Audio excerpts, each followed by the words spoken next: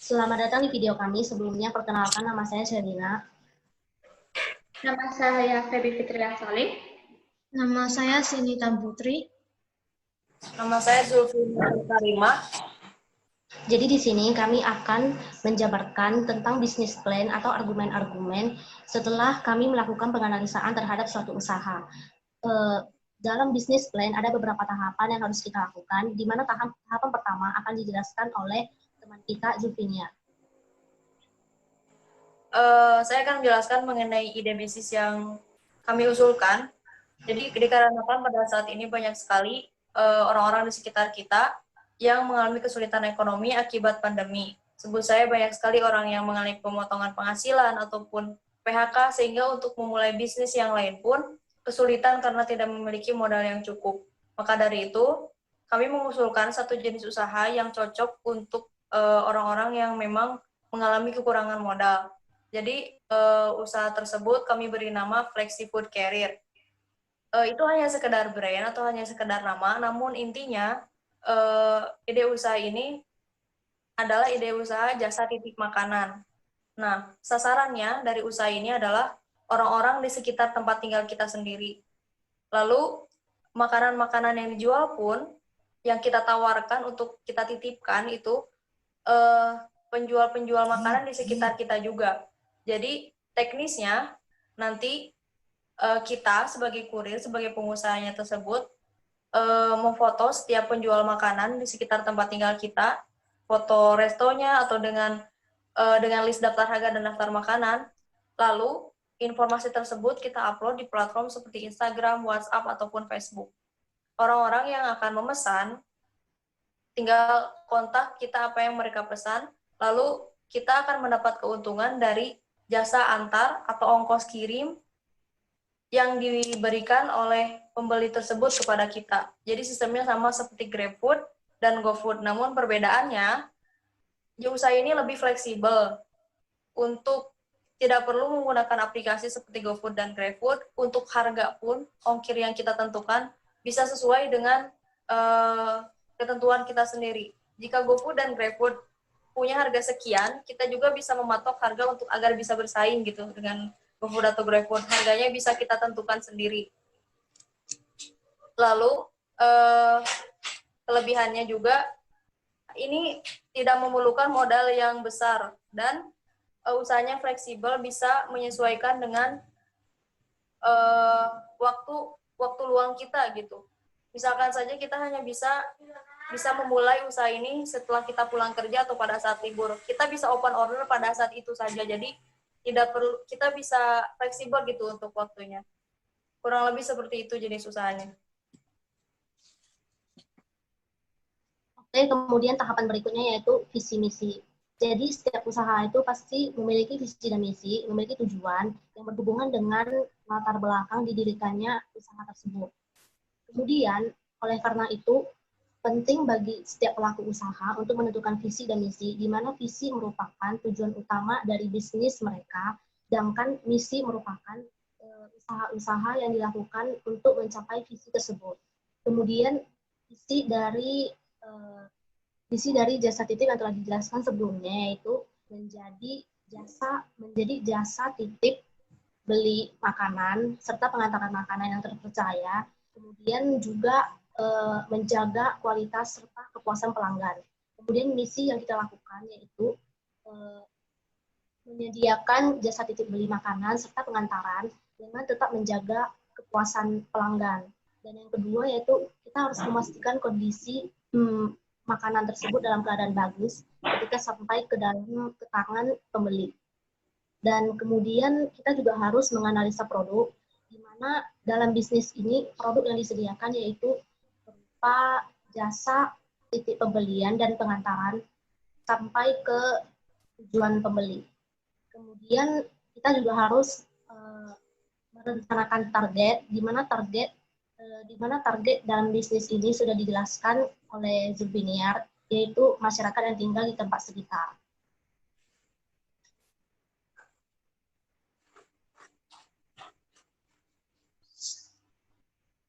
Selanjutnya adalah strategi bisnis. Nah, untuk menjalankan sebuah usaha, tentu kita memerlukan sebuah strategi yang dapat membantu memperluas jangkauan usaha kita. Nah, di sini kita akan menerapkan beberapa strategi bisnis yang atau pemasaran. Yang pertama itu kita akan membuat brosur-brosur. Nah, brosur ini kita akan mendesain brosurnya dengan desain yang menarik dan dapat menarik perhatian orang. Di dalam brosurnya pun kita akan sertain informasi-informasi mengenai jasa kita dengan singkat dan jelas. Jadi orang pas lihat brosurnya langsung bisa mengerti dan langsung bisa tahu di mana untuk mengontak kita apabila mereka mau menggunakan jasa kita. Yang kedua itu kita akan membuat akun-akun sosial media sebagai jalur pelanggan untuk mengontak kita apabila mereka memerlukan jasa kita. Karena masa sekarang merupakan masa modern di mana generasi milenial suka menggunakan sosial media dalam kehidupan sehari-hari. Jadi tidak hanya sosial media bisa menjadi menjadi alat kita untuk memperluas jangkauan kita. Akun-akun sosmed ini juga bisa menjadi pusat tempat di mana para masyarakat bisa mengontak kita apabila mereka mau memesan makanan yang kita letak di IG kita. Di akun kita pun kita akan meletakkan menu-menu makanan secara detail dan akan dirancang sedemikian sehingga terkesan berestetik yang diminati banyak orang pada masa ini. Oke, selanjutnya itu adalah analisis keuangan. Bicara tentang keuangan ini tentunya sangat sensitif sekali. Nah, oleh sebab itu, kita harus bisa mencatat seluruh biaya yang akan digunakan di sebuah bisnis. Nah, kalau kita sampai salah catat ataupun kekurangan mencatat keuangan, maka itu akan sangat mempengaruhi sekali terhadap bisnis kita. Nah, untuk bisnis kami ini adalah bisnis jasa, jadi bisnis jasa ini juga memerlukan biaya. Biaya seperti apa? Yang pertama itu biaya pemasaran. Biaya pemasaran ini contohnya seperti pada saat mencetak sebuah brosur kepada masyarakat untuk mempromosikan jasanya kepada mereka. Nah, itu memerlukan biaya. Biaya itu harus dicatat di dalam analisis keuangan.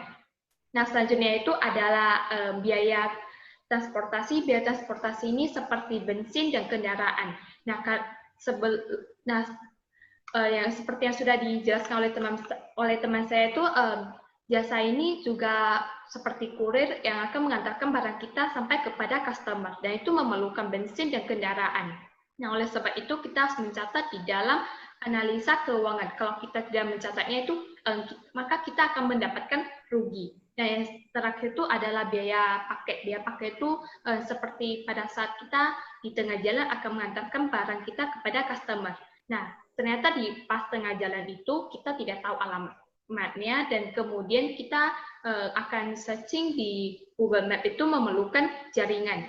Nah, kalau di tengah jalan itu tidak mungkin ada WiFi. Nah, oleh sebab itu kita harus bisa menggunakan paket kita sendiri untuk mengantarkan barang kita kepada customer. Karena kalau kita kelamaan akan membuat customer itu menjadi kurang nyaman dan sedangkan kita ini bergerak di bidang jasa.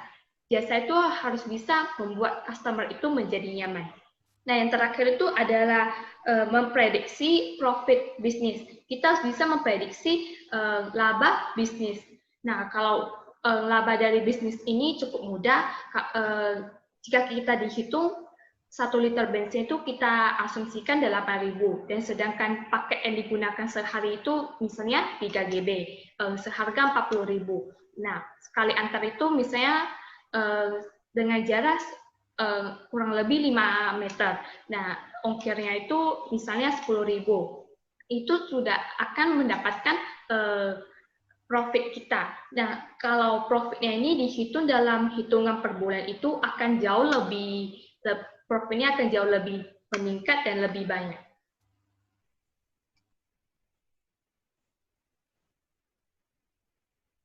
Demikian argumen kami mengenai bisnis plan yang cocok di masa pandemi saat ini.